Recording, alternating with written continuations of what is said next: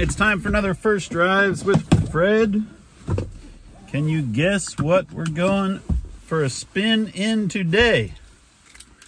Here's the keys. That's right, we're driving a bow tie. This is a Chevy Silverado 2500 Duramax diesel, 6.6 liter engine. Let's take this thing for a spin and I will tell you what I think about this truck. I've been driving this truck for about 2 weeks now, and I've been driving it long enough that the little light came on. It says change the engine oil soon. So here's the story on this truck. We needed a truck for an upcoming episode of Dirt Every Day, and I thought it'd be really cool to borrow a Chevy because we needed a truck to be a tow rig. And so over the past couple weeks, I've been driving it a fair bit. I've been towing with it a fair bit, and I'm pretty stoked on this truck. There's some good things about it. There's some less than good things about it. And overall, I think it's a pretty neat truck. So let's start from the top. What does this truck cost?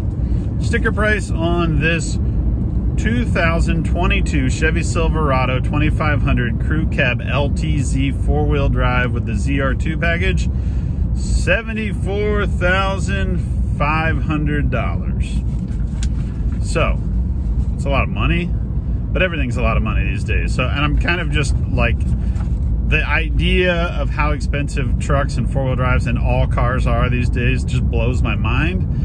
So I'm not even going to dwell on that fact. I'm going to get on to the nitty gritty.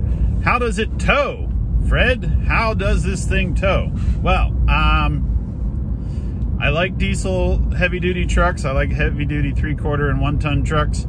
And honestly, I feel like the Duramax is the runt of the litter. If you look at the Ford diesel and the Dodge Ram diesel, and you look at the Chevy diesel, this is the one, this is the last one that I would probably pick just for flat out towing, because it just doesn't have the grunt that the other two have. I mean, it does the job just fine, and compared to a diesel from 20 years ago, this thing still kicks butt.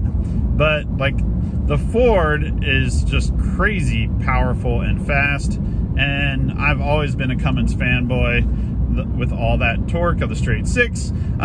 This is a 6.6 liter V8 iron block aluminum heads, and it does the job. I think it is rated at 445 horsepower and twice that in torque, like 910.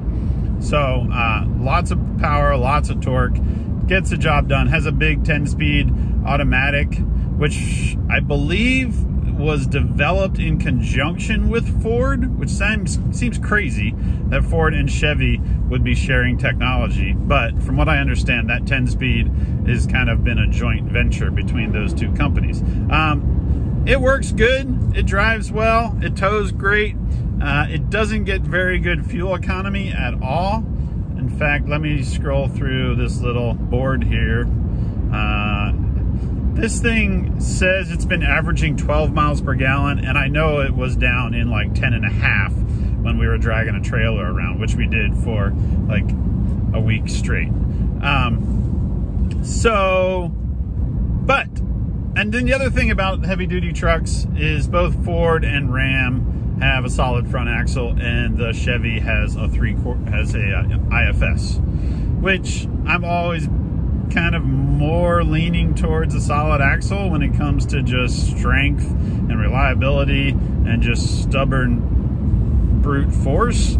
However, this truck did really good when we went off-road. In fact, like, we took it out in the sand, and I was kind of blown away at how well this thing has done. Like, I have had heavy-duty full-size trucks out in the sand for, like, when I used to work on 4-Wheel and Off-Road magazine, and we do the 4x4 of the year. And the heavy duty trucks just seem to always just bog down and have wheel hop and not be fun. This thing was a lot of fun in the sand. The suspension worked good in the sand. It is a big, long truck, and we did some other off-roading with it, which I'll get to in a little bit. But overall, I felt that it really kind of showed its true self out in the sand, and it worked really good out there. What else does this thing have? Multiple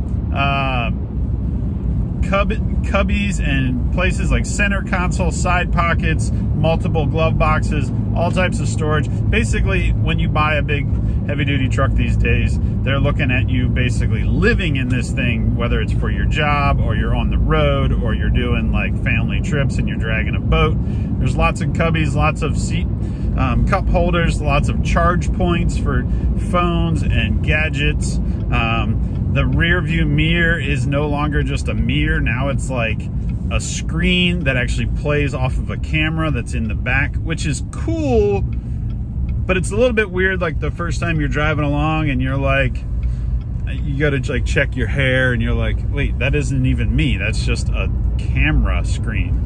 Though you can flip a switch and it does show yourself if you really want to check out your hair or see if there's something stuck in your teeth. What else? Lots of cameras all over this thing. Great for towing, hooking up trailers. Some of them are useful when you're off-road. They have like all these different angles and views and gadgets. Comes with 20-inch wheels stock, which seems ridiculous to me because I remember when like the 20-inch wheel phase started and it was kind of just like super trendy. Now it seems to be the go-to. 18s and 20s seem to be the size that all these big trucks are getting. The thing is comfortable. The thing is big. It has this massive grill, which is probably to like house that giant cooling system for all of that horsepower and torque, mostly the torque. Also, like when you're inside of it, the whole dash seems like it's up 4 inches higher than an old school Chevy. And by old school, I'm talking like I have an 07, my Snowflake truck, which is just kind of like my beater work truck, which honestly, I should do a first drives with Fred in that thing sometime to kind of compare it and tell you about all the problems and great things about it. But this thing, it just feels like the dash is like way up here. Now you can raise the seat up a whole bunch, which was good for off-roading. I kind of usually like to sit kind of down lower. But the dash and the hood and all this is just, it's just big. But trucks are big, so like that's kind of the thing you're going to deal with if you're thinking about moving from whatever small 4x4 up to a full-size truck. Like you'll probably notice that everything about these like heavy-duty trucks, that whole range is like just bigger and massive. I really like the color. It's called Greenstone Metallic, which is a really nice like kind of metallic green, and it looks kind of like at certain times it looks really dark and almost black, but in the sunlight the thing just sparkles and it's a really nice color. Overall, my thoughts on this truck, it's great. It's a great truck. If you're looking for like to tow a boat or tow your toy hauler around or your rock crawler, I would definitely consider the Chevy 3/4 ton. I feel like the Ford diesel is the one right now that has like the most power and is the most impressive. I don't know how long it's been since Chevy redesigned or engineered the Duramax. I haven't done that research, but it does really well. It has the the ZR1 package, which is basically just like some flimsy little skid plates. Like, here's what I'm saying. The skid plate that runs underneath the transfer case doesn't attach to anything on the back of it. It just like has this like little pan that hangs out under the transfer case.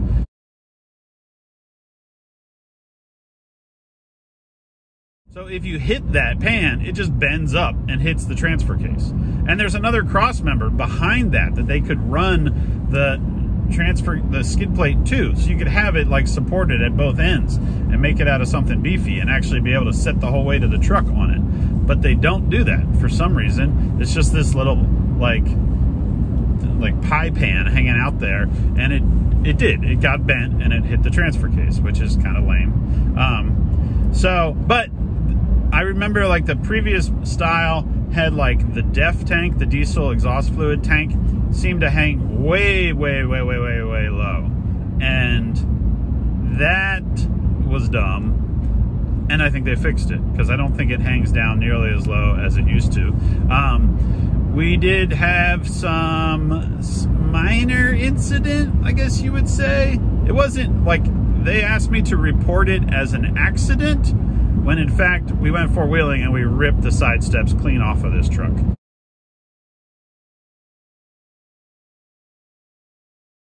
Because they're basically held together with like little tiny screws. So I wouldn't even order the side steps unless you're just want to be able to help grandma get in and out of her new truck. Like, don't order the side steps. Get some aftermarket ones that it can take some abuse if you think you're going to have the thing off-road at all. The benefit of the side steps is that we basically used them as curb feelers when we were off-road, and when we hit them, we knew that we probably should stop because if we went any further, it would damage the rocker panels. So we destroyed the side steps, but the rocker panels are perfect. So overall, I feel like we can send this truck back unscathed, which is always a good feeling. Those side steps, the ones that we ripped off like instantly, 800 bucks. Meh. You probably don't want to opt for those, though I assume nowadays like you go in to buy a truck like this and it's already got all that stuff on it. So there is my quick review of the Chevy Silverado 2500. This thing is nice. Now, it is a ZR1 package. Chevy is known to have an off-road package known as the ZR2. You've seen it in the Colorado. They've come out with them in the half-ton. Rumor has it there may be one coming for the heavy duty, which would be really cool because you'd probably get some bad dude shocks, hopefully better skid plates, at least a front locker. I mean, at least a rear locker. This has like a mechanical locker, but I think it would be cool if you could get a front and a rear locker in a heavy duty truck. The other issue that I've had with Chevys is that the front wheel wells have been tiny. Like everybody else is putting, like you can get a Bronco with 37s on it. So how about Chevy's designers draw the front wheel wells open a little bit bigger so we can fit bigger tires on it without having to trim or cut everything. Overall, Chevy Silverado 2500, I dig it. It's a nice truck. And sorry about your side steps, GM. Send us a bill. Sorry.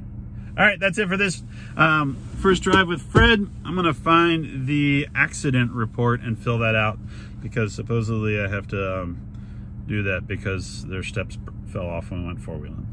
Oops. See you guys next time.